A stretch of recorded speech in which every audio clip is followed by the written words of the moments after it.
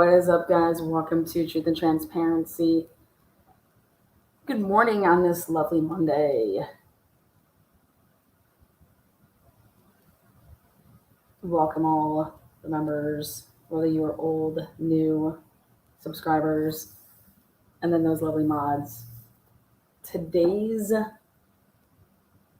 probably the biggest day in a while for the case.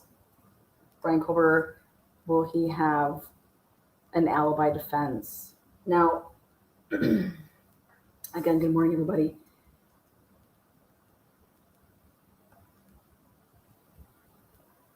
Over the weekend, I spent some time chatting with Nate Rosendal's old roommate from back in the day. And so this was not be his roommate, like currently, he's married and stuff like that. So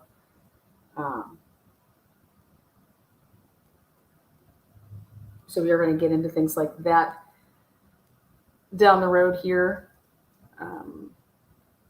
But it's going to be interesting today. Will the document be revealed? What will be redacted?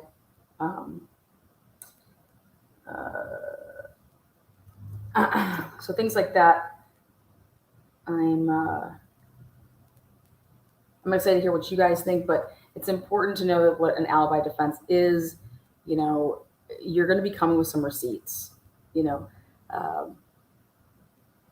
to be making a written submission, and you're having like an eyewitness, a hotel receipt, plane tickets, things like that. Like, this is receipts and saying that, hey, my client was, it could be also an eyewitness.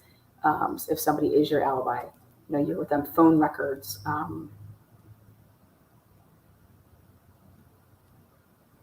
So again, this is going to be receipts.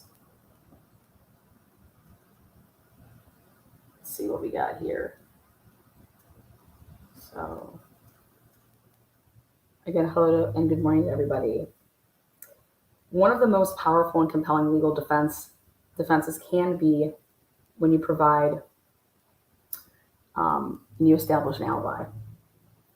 You're going to provide evidence that you were not present at the time or location that the crime took place, and therefore could not have committed the crime.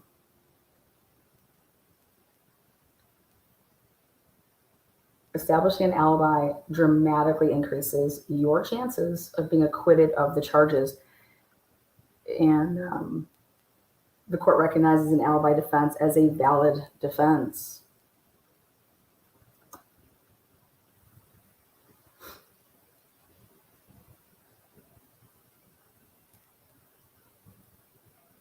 Simply put, under criminal law, an alibi is a legal defense strategy where a defendant provides evidence they couldn't have committed the crime because they were somewhere else when the crime occurred. The evidence supporting an alibi defense includes credit or debit card receipts, surveillance footage, photographs, eyewitnesses, video surveillance footage, phone records, supervisor statements that you were at work, and there's others.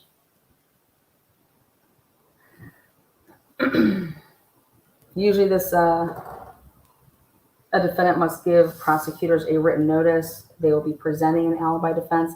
That is what today is all about.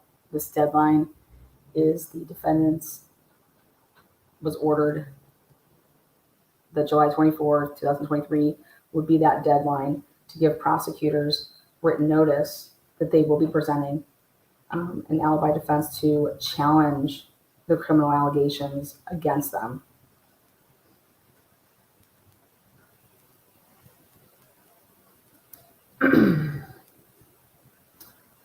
An alibi is simply a contention by the defendant that they were not present when the crime occurred. This is why it's really important to understand, like, when are you saying that this crime happened? And they went ahead and said 4 to 4:25. The prosecution left themselves very, very little wiggle room here. So they believe this crime occurred between 4 and 4:25. And they went ahead and they listed that in the PCA. So again, an alibi is simply a contention by the defendant that they were not present when the crime occurred, therefore casting reasonable doubt as to whether they committed the crime. There are 3 essential elements of an alibi defense. Number 1, the defendant was not present at the time or place of the crime. Number 2, the defendant had no reasonable opportunity to commit the crime. And number 3, the defendant could not have committed the crime by other means. You have successfully established an alibi defense if you can establish all 3 of these elements. Again, that's the defendant was not present at the time or place of the crime. So between 4 and 425. The defendant had no reasonable opportunity to commit the crime. And number 3, the defendant could not have committed the crime by other means. Again, you have successfully established an alibi defense if you can establish all 3 of these elements. A defendant doesn't have the burden to prove an alibi. They can simply claim the defense to raise a reasonable doubt about whether they could have been the person who committed the crime. Again, in other words, for a successful alibi, the defendant's defense lawyer must show evidence the client was not present at the specific place of the crime and at the time of the offense. What the goal is to do is to present compelling evidence that could create a reasonable doubt about whether the defendant was present when the crime was committed and require that they are found not guilty by law. So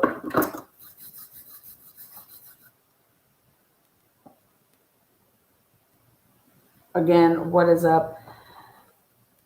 Now, if we go back to March 24th, 2023, Ann Taylor's investigator, March 24th, 2023. I'll take us back in time here. Again, good morning to everybody. But when we go back to March 24th, 2023, Ann Taylor's investigator going through the discovery comes across what he believes is information based on the discovery and based on Bethany Funk's, whatever she saw, whatever she said, that this investigator went on record and said, I believe that Bethany Funk has exculpatory evidence for the defendant. Is Bethany Funk part of Bryan Kohberger's alibi defense? It was all designed to have Bethany meet with the defense because they wanted her to be there at the preliminary hearing. Then you fast forward to all of a sudden you're bringing in attorney generals to assist, and then the next thing you know, a secret grand jury is held and Bryan is indicted via the grand jury indictment. So here we are. Is this going to be the time that Ann Taylor starts making her moves with her filings? Because you have to think, if Bryan Kohberger is coming with an alibi defense, why wouldn't you be motioning to dismiss this? Again, good morning.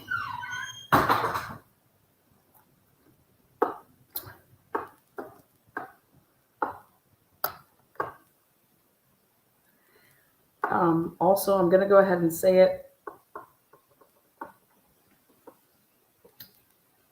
You know, if Bryan Kohberger, let's say I wasn't there, or I went there to pick up, like hypothetically saying, Bethany, or Bethany knows that I was there earlier and then I left. Like I left at like when all of her roommates were coming back, I left. She knows this because she told me that I had to leave because all of her roommates were coming back. You know, I've always wondered why the prosecution has never talked about the whereabouts of Bryan Kohberger's cell phone before 2:30 a.m.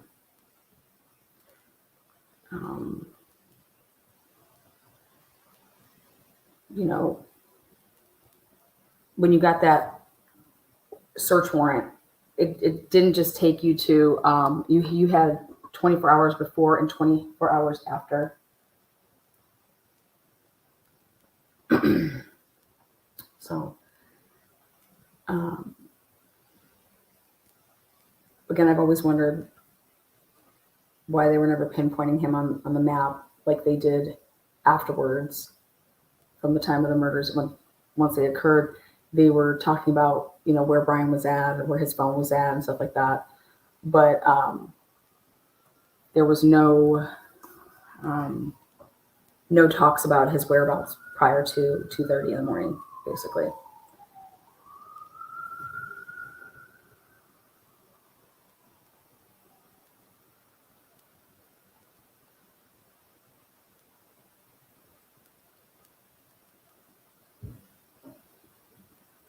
Atlanta, love, I wonder with you, you know. What's up, Miss Potts? There's a good chance BF is on video, audio, both making statements that are exculpatory, such as it was an accident or it was supposed to be a prank or so and flipped out. Interesting. Word Sleuth says, unfortunately, I think Bryan's alibi is incriminating to him.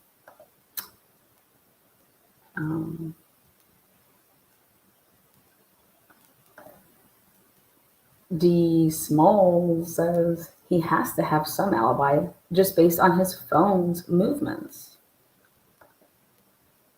Right?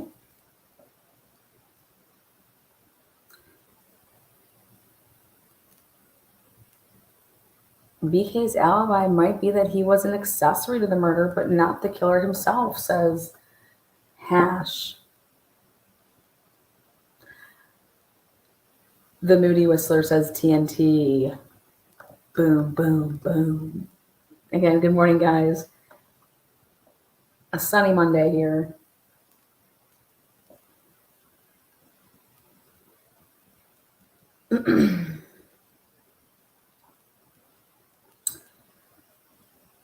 This is just a deadline, guys, so it'll just be a written notice that they're going to be supplying to the courts, saying Bryan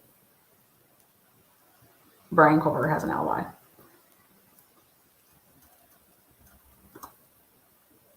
He won't be in court today. This is just simply putting the prosecution on notice.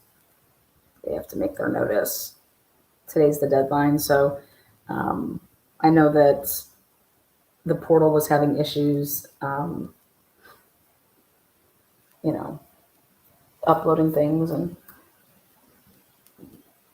that's normal for websites when you're adding content. So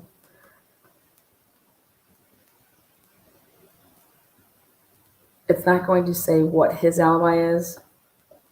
Yeah, no, I think this is going to be heavily redacted. It's going to say just that we plan on presenting that. So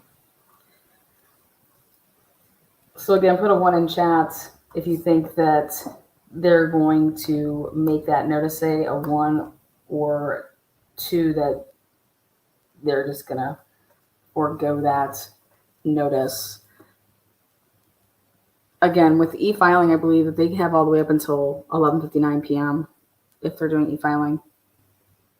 So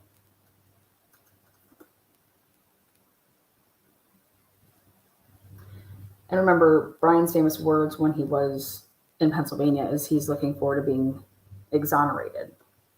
So, but so that was interesting.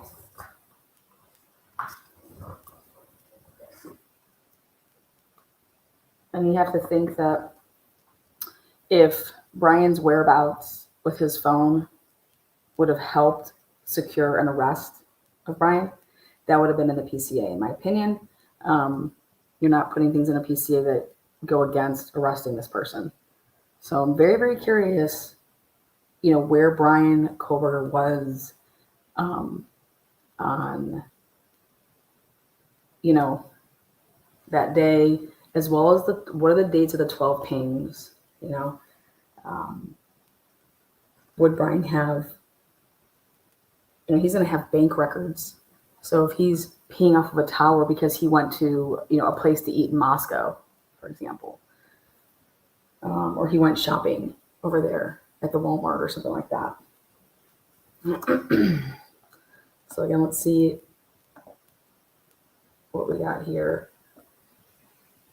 Exoneration comes after conviction. Well, he probably looks at it as like he's already been convicted. When you're getting arrested for a high profile case like this, it's like you're convicted, You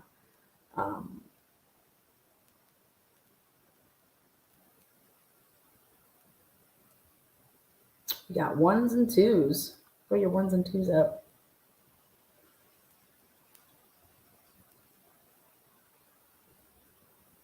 So yeah.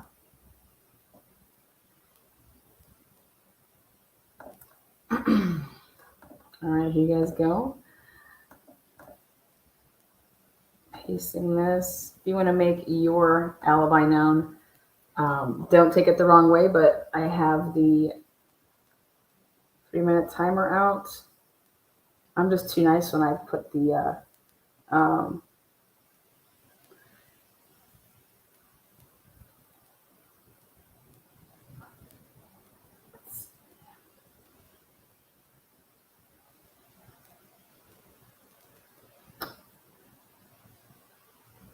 What's up, Kaz Stewart? Good to see you. And good morning to everybody. Grab your water, grab your tea, grab your coffee.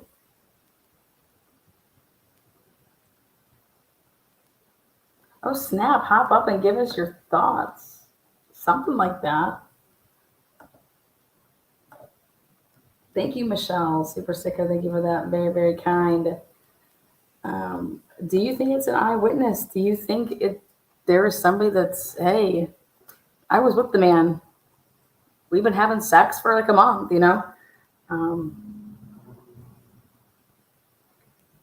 Good morning. Good morning.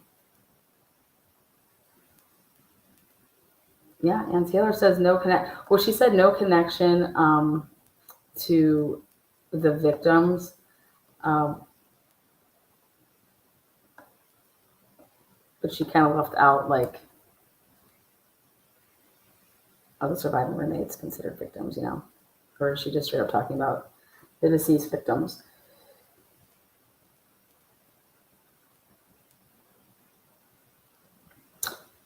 Perhaps he was sleeping, as he's an insomniac, turned off his phone.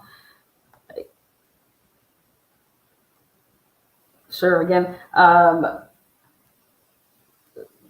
they're going to, if they're going with an alibi defense, we're talking about eyewitnesses, people who can attest under oath that they saw you somewhere else when the crime occurred. Time-stamped pictures or video footage placing you at another location at the time of the crime. And documentation such as credit card receipts, time cards if you were working, plane, train tickets, if you're getting gas somewhere during the time of the crime.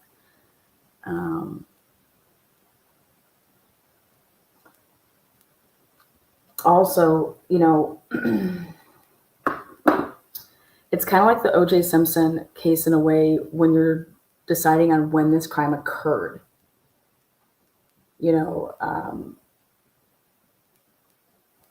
Because there was always the talks of, well, how did OJ have time to do it? Blah, blah, blah. He had to make a plane.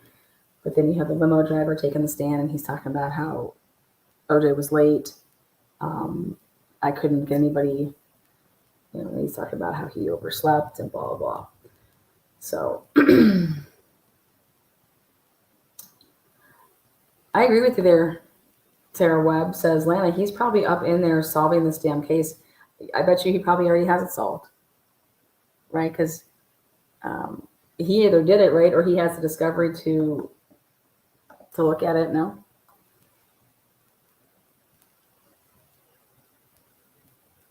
Again, if your Bryan Kohberger and your DNA was placed and you were set up, I think the question's going to come out. Who would set you up and why? What were you doing? What were you into that these people even knew who you were? You just got to town a couple months ago. Well, yeah, because I applied for this internship and then I filled out a ton of paperwork because they discriminated against giving it to somebody else. Who knows? Who knows? Again, there is your link. If you think that you know Bryan Kohberger's alibi, if you are Bryan Kohberger's alibi, come on forward. Make yourself known.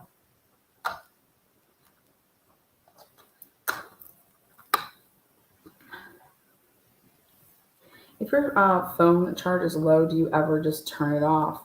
I'm sure people have done that to try to save battery. Sometimes, though, when your battery is not that healthy, once you turn your phone off like that, it may not even turn back on because it's so low. But yeah. I know. Where is Papa Rogers? Papa Rogers, get up here. Zelda Star, thank you for your super sticker. Appreciate that. Insane Justice says, maybe he just went to pick up Bethany after the murders, not knowing that was going on because they were saying that Bethany wasn't even there, that she left and after a shower and went upstairs. Interesting. Very interesting. What's good there, Eddie? Good morning on this Monday morning. Good morning, Lana. Good morning. How are you? Good, thank you. How was your weekend? Oh, it's good. It's interesting. Did you go to the beach? I'm actually, yeah, that's where I'm at. Myrtle Beach. Yeah, trying to find that swimmer. Well, you said something a moment ago. If you're the alibi, you should just come forward. Some people know what happened, and I don't think they'll ever speak, but there's many people that have the answers. I don't think we'll ever solve this. If you're going to set someone up, you're going to make sure that they don't have a good alibi too. So that's why I think the time's important when they narrowed that down to go ahead and say 4 to 4:25, and they're using it off of the video of the suspect video and off of the statements and phone data of not the deceased but of basically Dylan's statements and Bethany and Dylan's phones. Interesting. Someone mentioned in chat, it's possible it's Brent Kopaka. Wouldn't that be interesting? Wouldn't that just be a bombshell? Well, yeah, and it doesn't have to be, no one has to, be offended and get angry, but maybe he needed a ride to meet up with someone like Bethany. Who knows? Yeah, I think that I do believe that something's coming because obviously he's based on what law enforcement thinks, like he was driving around. I think it's really telling for me that they're not talking about where he was before 2:30. Leaving his house, and or it's consistent with hitting off of a different tower, meaning that like his phone moved. But that doesn't really necessarily mean that if that tower was full, but it's too, questionable. But then to have you hitting off of a tower that's at 4:30 in, what was it, by Blaine. But I'm just shocked that there was nothing, what he was doing beforehand. that that's not being talked about. You know, I think law enforcement knows that it's not Bryan Kohberger, and then they would know that he doesn't have a strong alibi. It's going to be hard for him to present an alibi, I think. Who investigates the investigators? Who investigates the investigators? That's a great question. Usually your chief, right? You're making sure that they're doing their job. Like if something didn't look right, like for me, like we interviewed all these people that are, that know the girls or whatever. Okay, then you come up with the name Bryan Kohberger. We're like, shit, Bryan Kohberger. Who is this guy? Who's Bryan Kohberger? Well, we don't know. You know what I'm saying? Like, you remember when they came out and they said, like, we're still trying to figure out everything we can about Bryan Kohberger. If you have any information on who Bryan Christopher Kohberger is, please come forward. We're, still investigating this, and we don't believe that he acted with anybody, and it's just one person. But they wanted to know more about, who Bryan Kohberger is and who he knew, But then again, they wanted us to go look for a 2011, 2013, white Hyundai Elantra. So yeah, one person. You're going to have to prove that one person did this crime, and you're just not going to be able to do that. That's not real. Now, if he has, if he was in that house with others doing the crime, he's going to come forward with those names. Who knows who those other people could have been or who they are, but they know that there's no multiple people doing this, because the case they're bringing on him is that he did it alone, in the way that it's outlined in the PCA. So if he had others that he was doing that crime with, he would just drop those names, like, yeah, I was there, I was sitting outside waiting, I didn't hold the knife, of course, but these other two did it. Yeah. So they would know that he's got that. So they're not going to bring a case on him, with multiple perpetrators. Yeah. So if they can manage to convict him, just him doing it alone, good luck with that. Yeah. Well, and everyone's like, well, if he didn't do it and he has his alibi, why isn't he like screaming that from the rooftops? Well, all I can say is, like, I think he's just doing whatever his lawyers are telling him to do. Yeah, it doesn't work that way. Once you're indicted, exactly. You can't go outside the jail and stand on top of the building with your bullhorn and announce that you're innocent. Yeah. You can't even clench your jaw muscles in the courtroom, without people criticizing you with every action you make. So you can't speak a word, sadly. I still don't think this is going to go to trial.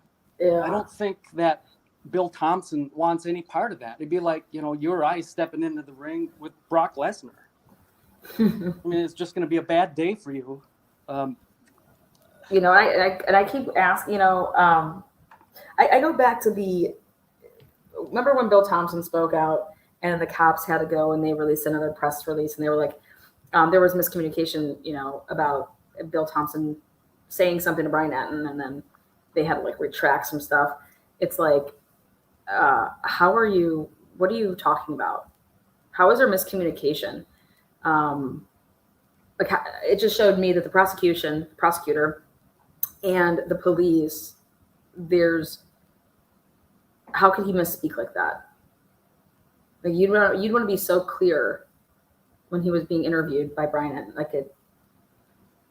That just tells me that there's a break. Like, we got people on so many different pages and what truly is going on. Because if you're the prosecutor, you say, bring me a case that I can prosecute, Right. That's we can't prosecute this. What's the case? You know what I mean? Like, how is Bill Thompson misspeaking? How are the cops putting out a press release to say that the prosecutor misspoke? Well, that tells me that that's just awful. People who say they have so much more, the PCA contains 10 or 20, whatever % of what they have, then panel up. And, because I in earnest try to figure out what else they could possibly have. Is it going to be direct evidence of him in the action of the crime, such as like Audrey Hale? There she is shooting up the room, and they take her down while doing it. Now, that's indisputable proof. That's direct evidence. But are they going to come at him with direct evidence or more circumstantial evidence? I think it can only be more circumstantial evidence. Yeah. If it's direct evidence, I can't imagine what it is. Yeah. So help us out. If these people that say they got so much more, just what's your thoughts on that? Share it. Rather than just in general saying they have so much more, they're going to get them. Well, that's not being helpful. That's just living in a fantasy world. Yeah. I think, yeah, I don't see it. I don't see all this evidence. Cause show it to me, because that's like, I'll be the first person to, report on it and show you guys, oh, hey, take a look at this. In fact, going through what police are supposed to do at autopsies, that's going to be one of the pre-records I dropped this week, is what is your role when you're trained? What are you supposed to be doing in an autopsy? And I took it straight from the post manual stuff. So it'll be interesting. I'll just leave you with this, talking briefly about conspiracy theories. If do you all of us here who are listening, do you think that you would be a conspiracy theorist if you believed that Sherry Papini was falsifying, that she staged her disappearance, and that these two Hispanic ladies abducted her? Would you be a conspiracy theorist if you thought that? And the obvious answer is no, you wouldn't, because that's the truth, right? Mm-hmm. But it's kind of a trick question, because if you thought that in like after Thanksgiving of 2016 or 2017 or 2018 or any subsequent year, if you thought that, you would be attacked. You would be a conspiracy theorist.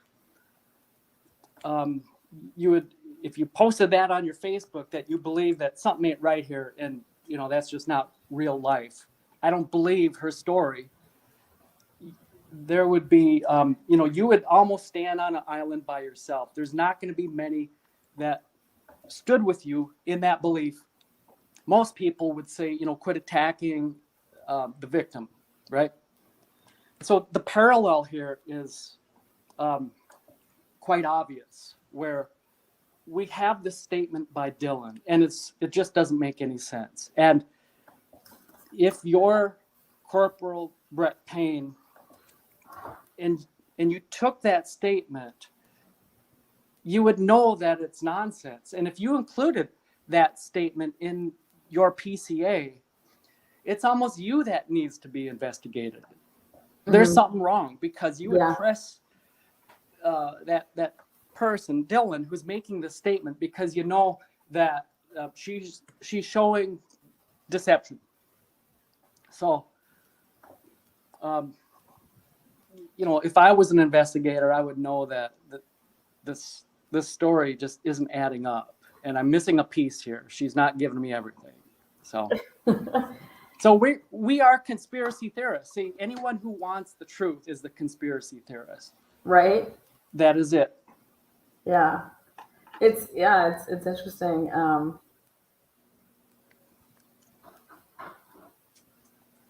It's interesting. It's Lana, you do a really good job. I appreciate all your hard work and effort. And if there is something very sinister here, that there's a great power behind all this, we're never going to know.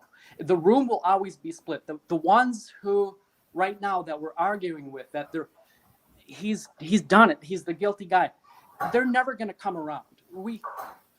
However this goes, whether it goes to trial or not, I think the room will always be split. You're never going to have the people that are entrenched in their belief that he's guilty will ever come around. Enon Harsh is a good, random sample of the public. Yeah. You know, we are a very small portion of the population of the United States or the world. The ones who are really like daily following this thing, people like, you know, that do their you know, workaday jobs like Enon Harsh, that don't follow it. He's just, all he hears is that, you know, the guy is guilty. And when you ask him, you know, why do you think that? He says, well, the FBA says they are. And you know, the FBA is good at what they do. So they got him. Yeah. Yeah. No, I agree. I agree with that, especially like, you know, listening to him say that, like, well, oh yeah, isn't there like a bunch of evidence? And I'm just like, you know, what are you talking about? No, you know, because like, but hearing him talk, like, and you should like listen to that, and that's a huge misconception right now. Like, no, there is no DNA in that car. If there's no DNA in the car, we're gonna have a big problem, right? Yeah, that's what and I don't understand how Jen Covenoffer can walk away from what she's saying, that, oh, that car is a treasure trove. Well, that's gonna be problematic. And then now that's it's the not biggest problem in my opinion. Yeah, it's a month ago, oh, it's gonna be a problem, you know, and then now, you know, they just, you know, give them enough time. They work a fantastic story in their mind to, you know, it's not a problem. They can explain it away. He's had these 6 weeks to clean it up. Yeah. So no matter what, I mean, if someone's got their mind made up, you're just gonna like be trying to argue with the brick wall. Yeah. So well, thank you, Eddie. You rock. Thank I you. always appreciate your thoughts and words. It's gonna be, yeah. I don't think it's gonna be Ann Taylor that solves it. That's not her place. I think it's gonna be people like you. You know, if we're gonna solve this, and that's not Ann Taylor's job. Her job is to defend him and to take what their case is and destroy it. Yeah, it's gonna be Lana's job and the likes of Lana. Yeah. Eddie, thanks for this pressure rating. Thanks, Lana. Oh, I love you, Eddie. You have a good Monday. Love you, Lana. You're such a sweetheart. You're the best. Thank you, Eddie. Thank you. What's up, Mr. Lux in the house? Lena, how you doing? I'm good. I'm better now. I got Eddie and then you. Like, my Monday can't be any better right now. Yeah, I know. It's like a breaking news waiting to happen. You know what's awesome is legit. You go and watch other people's true crime channels, and it's normally like just a lot of, you know, females that will come on and be like guests on, you know, shows or whatever. And here, I swear, my channel, I go and I always look at like the numbers, and when you have like 20% of your subscribers being male, like that's actually a rocking high number. Normally, like, it's like 95 to 5%. No, female. I heard you hit a milestone. I forgot what creator was stating this, that you hit some type of milestone as like the leading show or something like that, live show. I'm not sure what he was saying, but I know that he said you hit some type of milestone. Oh shit, I don't even know. No, I'll take your word for it. No, I don't know if it was subscribers. I don't know. Do you have more subscribers than Daniel? I'm not sure. I think, was it Daniel saying that? Could have been Daniel. I'm not sure. Yeah, it was Daniel actually. It was something about subscribers, or you hit some type of milestone, but it was a compliment. Anyway, look at it.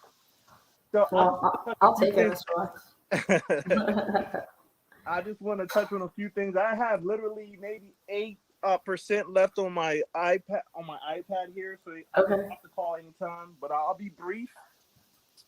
Now, speaking of what the other caller was saying, this case is not a normal case. It's guilty until proven innocent, not the other way around. How it's supposed to be, innocent until proven guilty. Yeah, it's totally guilty until proven innocent, and I've accepted that because, you know, I've been following this case for a while, and I've seen that people they're afraid. They have a big fear, and fear is a big thing in this case. They're afraid of looking outside of Bryan Kohberger, being even looking at an accomplice. Someone even listen. 4 people got killed in a matter of 10 seconds. We won't even look at the fact that there was an accomplice, let alone this guy not doing it. So there's a fear, and I understand that fear. By now, I've accepted that, and I said, you know what? And I think Ann Taylor, being who she was a prosecutor. I think she's sitting, just like people think that the prosecution sitting on a treasure trove. I think she's sitting on something big. And the way things have been released, I don't know if you follow it, and I don't want to talk about any other creator's show, but there's this girl. She has a show, and she's been really upset about this video being released, Linda Lane. because it shows that the murders happened before 4 o'clock, or there's actually the whole murder. I think it could have been Xana and Ethan. She believed the video actually captures the entire incident of their murder, be it their Mm-hmm. name dropping and everything like that. Mm-hmm. So it's been a big discussion on these shows regarding why was the video released, why was the video purchased for $1,000, and they're angry that the video came out. Why are you afraid of things being released in a case where everything is locked down? There's a gag order. You can't have anything. You don't even know if this guy, you don't even know how this DNA got there. You don't know anything. Why would you be, as a creator, why would you be upset? As an audience, as a citizen, why would you be upset that the truth would come, something would come out of a case? Let's explore it. Maybe it could be fake. Maybe it could be something behind it. But why would you be afraid of anything being released out of this case, especially like an audio? Mm-hmm. Audio capturing the murders. I mean, the way I see people react to certain things, they don't want to think outside of the fact that BK could be the murderer. They don't even want to explore it. They don't even want to consider it. It's, Yeah. it's unbelievable to me. It's inhumane because if you have something that there's no one coming out saying, I saw BK, he stabbed her, he stabbed her, he stabbed her. There's no eyewitness of the crime that came forward. There's not even eyewitness to say, yeah, I saw this guy that looks like him. No. Dylan's story is, I saw a guy with bushy eyebrows. Yeah, his face was covered up. Yeah. I think he was 5'10", 6'2". Well, and when did she give that story though?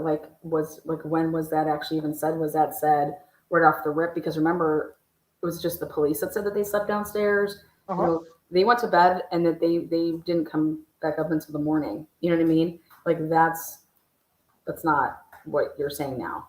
You know? Lena, if we talking about the PCA, to Yeah. me, the PCA is completely off. And people would say, oh, it's just a PCA. It doesn't have everything. They usually don't make PCAs with all this. But they're saying a lot in the PCA, and it's wrong. So it's either you're not going to say much and just say, oh, this is what happened. This is what we believe this happened, and we keep it close. Or you release a bunch of things that's not accurate in a PCA. It's still a document going before a judge, Yeah. before the court. Well, and now the latest stuff is that he like wrapped his car. Like Oh, he wrapped himself. He wrapped his I- car. He wore 4 condoms. I mean, it was just a big wrap fest. I told you that, Lena, last night. If you wet yourself, okay? If you wet yourself and you jump inside of a car, you wrap up your car. You know what's going to happen to liquid? It drips. It's not just going to sit on this little plastic inside of a car. It's going to drip to the corner. It's going to fall out. And blood doesn't go away. You can't, they're not saying, oh, yeah, he used cleaning products. We've seen bleach was used. No. They're not even saying that. They just don't have it. And what's the name? Ann Taylor said they don't have any DNA. The lack of DNA in his car or anywhere. And DNA is something that you don't even need skin scales. You jump inside of a car, your DNA is just already, it's going in the air. It's going everywhere. So if this guy was inside the house, it wouldn't just be a DNA on a little button on the knife sheet. You can't even tell how he held the knife sheet. How do you held the knife sheet? The DNA's in the button, not a DNA. You got into a fight with 4 people. You're stabbing them to death. You don't have your DNA, your skin scales, nothing inside of the house at all. And this whole crime scene was processed by the FBI. Come on, man. I mean, I understand people don't want to think outside of the box. I get that emotion, and I don't want to push my judgment on people. I don't want to push my thoughts on people that, oh, you shouldn't accept this. You should accept drugs is involved. You should. I take it at face value, but then now I'm accepting the evidence, the lack of evidence, and then the big thing to me is how he left how he left Washington, and they're not catching him on video. This guy JLR showing the 5 routes this guy could have taken, and there's video cameras of all these stores at all these traffic lights. They don't have the videos of how this guy got to Moscow. They don't know how. They just say, oh, yeah, his phone stopped over here in Washington, and then all of a sudden he appeared. Boom. He's in Idaho. He's in Moscow. He's like near King Road. All of a sudden. I mean, I'm going to leave you with this, Lena. Can you hear me still? Oh, I'm loving it. Yeah, can you hear me still? I mean, it's too much. If I could go on a list of things of reasonable doubt, and I'm not a lawyer. You're not a lawyer. You're just, you know what I mean? And we're not lawyers. Imagine Ann Taylor that's been doing this for decades. She's been a prosecutor. They have what, chief of police, I don't know who's on the case, the investigator on the case, the things that they have found out. Us, from me, just looking at that PCA, I've seen like 10, 20 holes in this case. And I'm not even a lawyer. I'm just a regular person. So imagine the actual lawyers that have evidence. They have those cameras. They have to have that video from Linda Lane. You telling me that this creator is upset because she could hear the murders happening, Xana and Ethan, on the video. And the thing is, she's not mad that this wasn't released. She's mad that it was released. So there's a emotion that we must convict BK and not accept any other facts. Not even evaluate this video. This should have been a cover up. The fact that when I saw that was her emotion, I'm like, wow, this guy was guilty until proven innocent in the case of law. But I'm gonna leave you with that, Lena. My iPad's about to die. But, all right, you go plug that in. But you have a great day. We're gonna wait on breaking news, okay? You know it. You make a countdown. You're funny. All right, take care. All right, Mr. Lex, have a good Monday, hon. All right. Okay, babe. Again, what we're waiting to hear from is Bryan Kohberger. Will Ann Taylor, has she already even submitted it? You know, we get documents a couple days later. Usually lawyers, they don't wait till like the deadline. They're going to submit something. So was anything submitted on Friday? You know, if you go and look at the documents in the past, they'll have dates that were a couple days before. Then they're actually posted on, online. And so today's the order date of if Bryan Kohberger is going to do have a defense alibi. He has to just put the courts on notice. So it's just a written notice that he is having an alibi defense. So again, we heard from Eddie this morning. We've heard from Mr. Lux. Do you think Bryan has an alibi? And what that alibi is I talked about in the beginning of the show. It has to be, you're providing evidence of whether it's an eyewitness, whether it's, credit cards, surveillance, something that's putting you somewhere else other than that so you physically couldn't, have committed that crime because you were somewhere else. And that can come in a couple different forms. Again, all it is a notice. So we're not going to be reading a document possibly later that says, all these things. That's not what we're going to be saying. We're going to hear if they're coming with an alibi defense.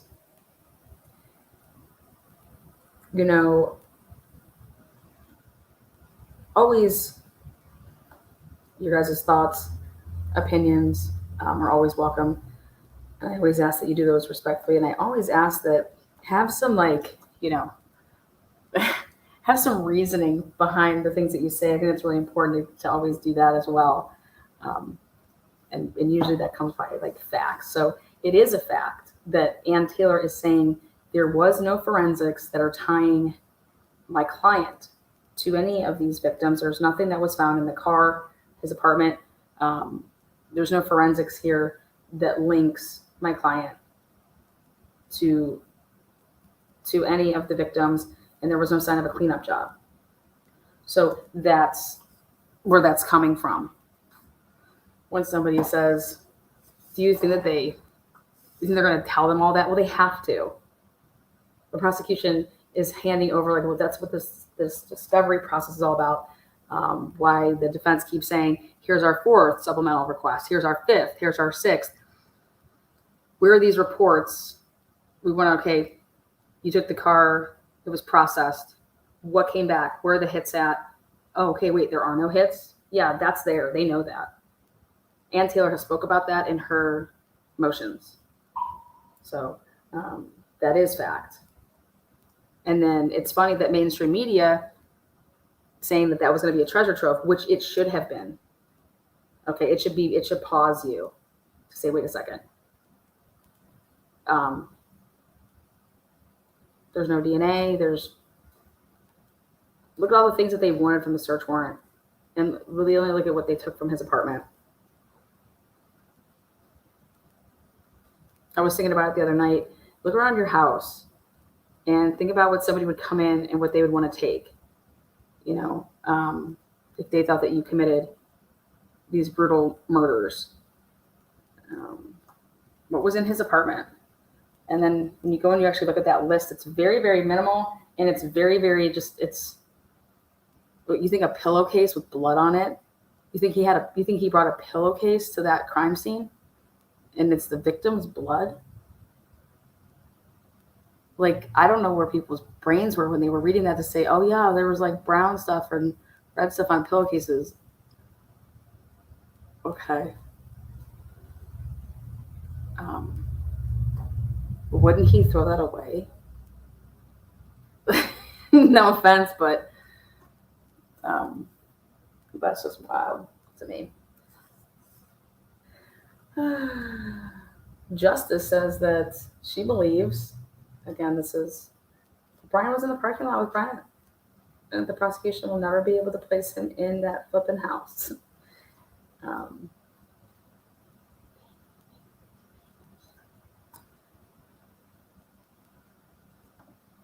Again, here is the link. Let's see. Love hearing from you guys. To me, it's all about logic.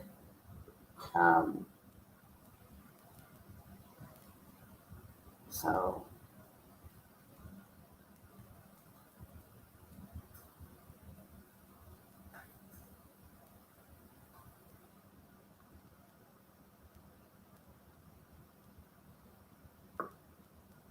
we should have logic backing us up. There is that. There you go.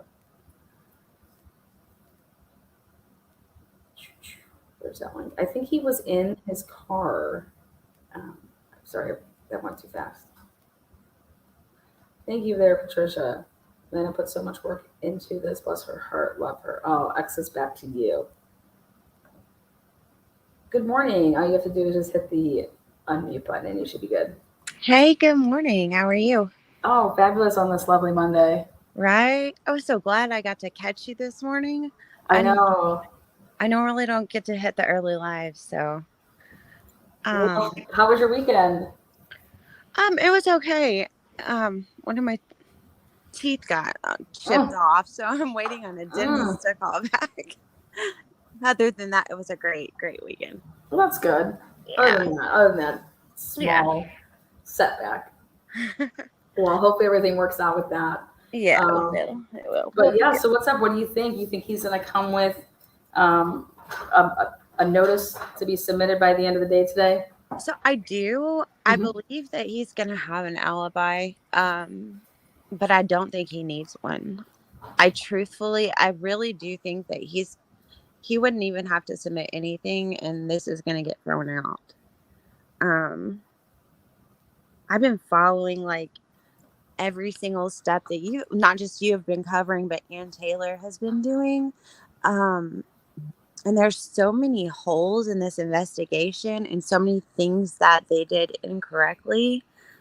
I know that they went to the grand jury and, they're taking this on, but unless they have a lot more proof that they just didn't think should be in a PCA, there's nothing that's going to be able to sentence this man to death.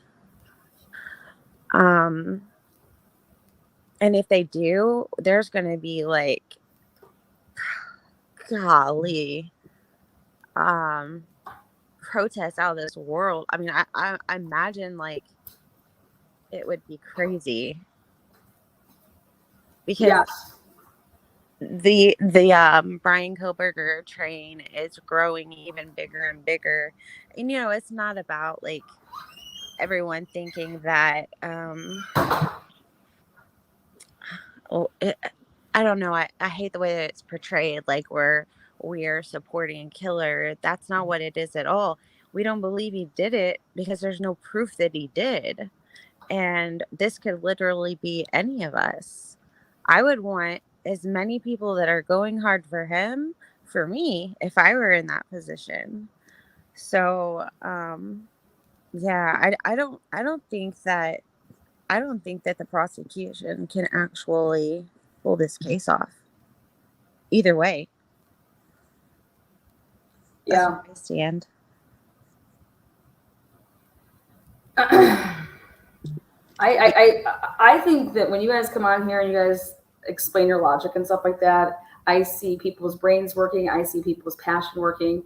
And because I agree, I mean, I can see things from, you know, a lot of people's perspective.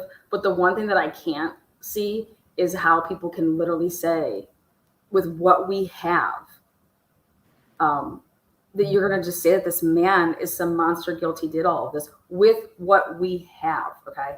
Right. And that was my only other thing when I would always just talk about, I was like, well, Jen Coffendorfer, what do you have that we don't have? Because I get that you're ex-FBI and I respect the shit out of her for that role, for that. But you're making it seem like you have all this stuff that we don't have. And if that's the case, I just don't think that you should be speaking on it.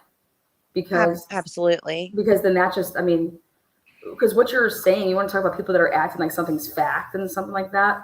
That's how you're presenting it. Like that they have all this stuff and blah, blah, blah. Well, I don't know what you mean by when you say they have all this stuff. I think that what you have is you have a sheath, by the bed, underneath on the bed of and around the victims, right? Maybe. Right. Right. But then you have to take it one step further. Okay, I want to see that body cam. Why is Payne seeing that he can see it? What's the chain of that piece of evidence? When was it truly discovered? Who truly discovered it? If these body cams don't have it on there, but yet Payne could see it, but it's under the body, under a match or under a comforter. I mean, come on. Like right, then I'm going to have some problems with that. And then when you're going to say that the dog was processed, who did the processing of the dog? I'm just curious on that. Was it just the eye test to say the dog looks like it doesn't have anything on? Well, wasn't the dog It's discovered? Wasn't he on body cam footage? Isn't that how Payne discovered the dog? Payne discovered Payne didn't discover the dog. The dog was discovered by one of the, it was Noonan's body cam that showed him where the dog was when the cops arrived. That doesn't mean that that's where the dog was throughout the duration of anything. It's just that's where the dog was, when the cops arrived. Now, did one of the roommates put the dog in there? Did anybody put, But that in itself shows that the body cam footage was working. Yeah. So 100. So then that body cam footage has to exist. No detective in their right mind is going to turn it off when they come into a crime scene. You know what I'm saying? Like, does that are you following? Like, oh yeah, 100. I mean, those body cams, they're gonna. If anybody that was there, is gonna say that their body cam wasn't on or was faulty or something like that, again, that's just gonna be wild. I just look at it as mainstream media isn't doing a good enough job, in my opinion, and it's the same with other people just saying, hey, being like it's biased, and I get it. Well, law enforcement didn't arrest him for no reason. Okay, right. Well, that's the go-to. What they say. They have to have a bunch of stuff. They wouldn't just arrest some guy and blah, blah, blah. Well, all I'm asking for is I just can't wait to see like how you went about your investigation to how you got to Bryan Kohberger. And that's all the defense is saying. Right. It's like, did the car come or did the DNA come first? Which came first? Where was and then you throw in Dylan's statements. But then you throw in Bethany's statements, which contradict, in my opinion, Dylan's statements. And that's where the defense is saying that Bethany has exculpatory evidence for the defendant based on whatever discovery he saw. He's not just saying that. He read something, there's reports there. You guys think about how many papers this are. What happens is that all these reports are just like entered in and you have to they just scanning stuff in and making it a PDF. And just like in the Richard Allen and the Delphi case, things can fall through the cracks. That doesn't mean that it's not there, though. It's there when you go through it all. That's After the fact. and you can get tunnel vision. We do Yeah. that in our everyday life. Right. If you have kids, you're like wondering, okay, which one of you two did this? Who threw this party at the house? You know what I mean? Right. Just with anything in life, we get tunnel vision with stuff, and it's no different. Just like, again, with anything, and but just because something can fall through the cracks, it also falls through the cracks when there's just so many hands in the cookie jar. 120 officers working in this case. How do you, when they're talking about that we're having briefs in the morning and the nighttime, are you serious? Where are these briefs with these 120 officers? No, they're not. There's an email that's going out, and everybody that's on the case is getting an email. That's what I think is happening, because those people aren't even on location when they're talking about these FBI agents. We got some in this, in this state, and that's it. Okay, well, are you guys doing like a huge Zoom with 120 people? Like, how are you briefing everybody? How are you even knowing what anybody's doing? Like, how are you, hey, today this is what you're going to do. Today this is what you're going to do. Like, who is manning this beast of an investigation? Right. Like a WhatsApp application or something. Right. So I don't know. I did want to ask, just so I can clarify, because I can't remember. Remember when Bryan was pulled over in Washington in Pullman for, I don't know if it was seatbelt violation or driving too close or whatever it was. Who was the one that came right after him that same day? The girl. Oh, you mean, you're talking about the woman officer that pulled him over? No. Somebody. Well, you found it. Girl, I find so much shit. I know this is back. This is back like a ways back. Oh God. But, Oh, you're gonna love this week then. So this week I'm reposting all of my pre-recorded videos that I've ever made. I'm redropping them in the order that I found the stuff. So like this week is gonna be like how like when you watch like a series, they always have like a rerun, to play like reruns before like the season starts.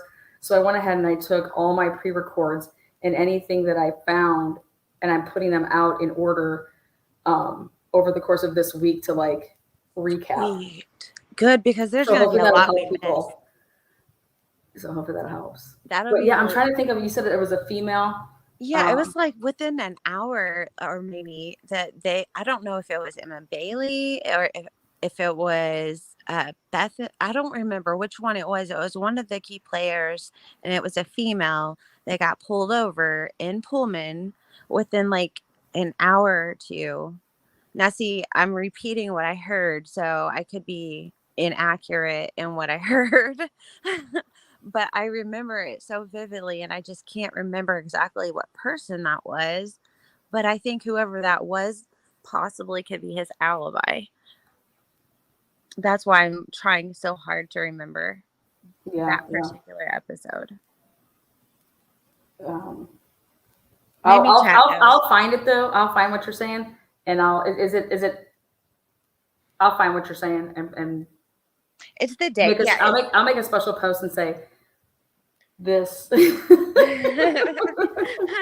is what stumped us on Alive. No, right. It was the day that you pulled out that when you got that FOIA, that footage of his getting pulled over. Okay. It was right around that time. Okay, then I'll just go back because I have everything in order. Okay.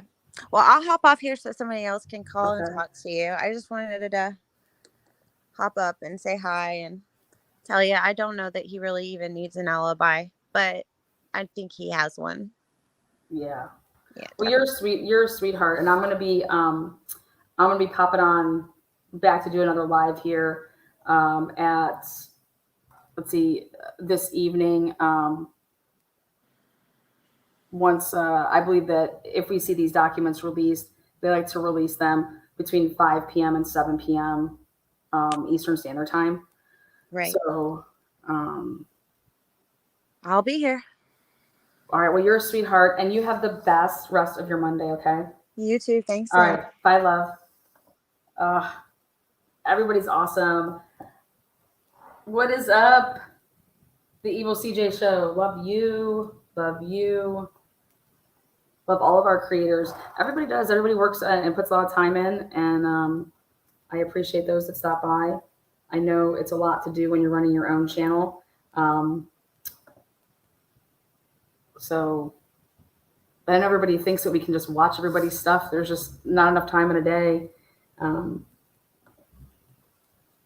But I think that work ethic and real sees real, and kindness always goes a long way.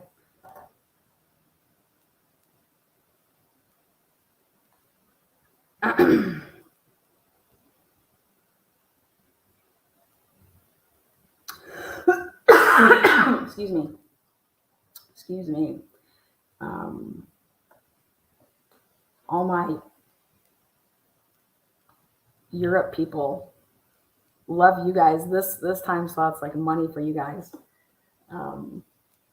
Back once the summer is over here and we get back into like the school year and fall and winter and spring, that's when I'm able to do my couple days a week, you know, during the day or like this morning time. But I have a nice treat for you guys starting and kicking off this fall. It's a spin-off of The Price is Right, with different things once a week here on Tuesdays. And if you are a member of the channel, you have a chance to come on the panel and do that segment in the mornings on Tuesdays.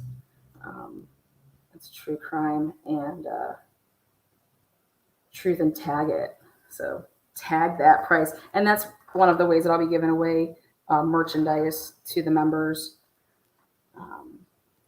But dealing with true crime, you guys, we see and hear and talk about just the most horrific things. And I think that life is all about balance. And with that said, if you guys don't know me, I have a trivia company.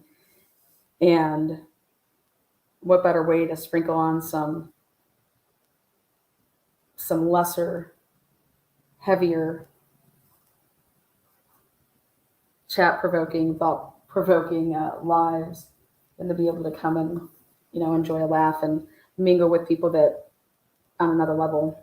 So that segment's like an hour and a half, 45 minutes of having a spinoff, but then 45 minutes of true crime. So in life, you want to have balance. So if you're a member, you will have a chance to come on the panel, and it's just going to be just like Price is Right. So get some free merch. Don't worry, you don't have to be good at trivia. If you spend a lot of money at the grocery store, this is going to be right up your alley. Or if you go on Amazon, if you like to shop, it's right up your alley.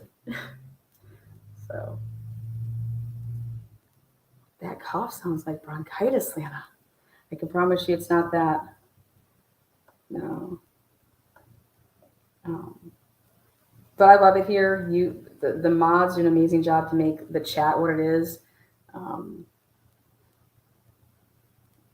Right up your alley. Yep. Can you make an Enon shirt? You know what? I think we are, okay? You know, Enon's face with, do you want to pet my cat? But I swear if I make all this merch and none of you guys buy it, he's going to be so sad. And I'm going to be hella pissed.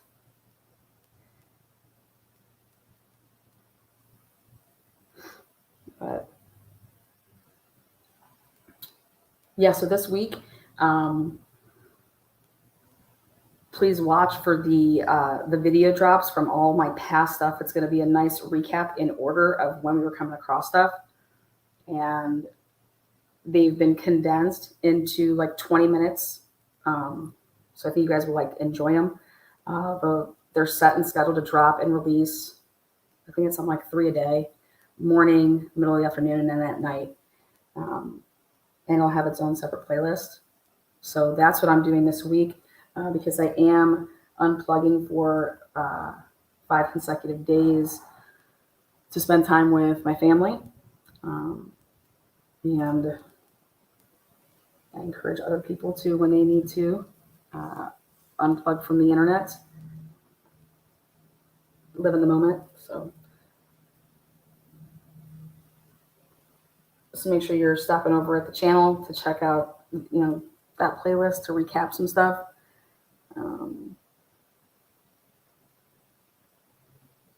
I do know I'll be giving you guys updates on if there's any live breaking news. I did say that I would break away for that, but I don't foresee that being necessarily the case. And I'm giving time away here to see if there's anything that can be done for the swimmer that is still missing. Super sad. So. Again, you guys rock. Moderators, thank you. Members, thank you. Subscribers, thank you.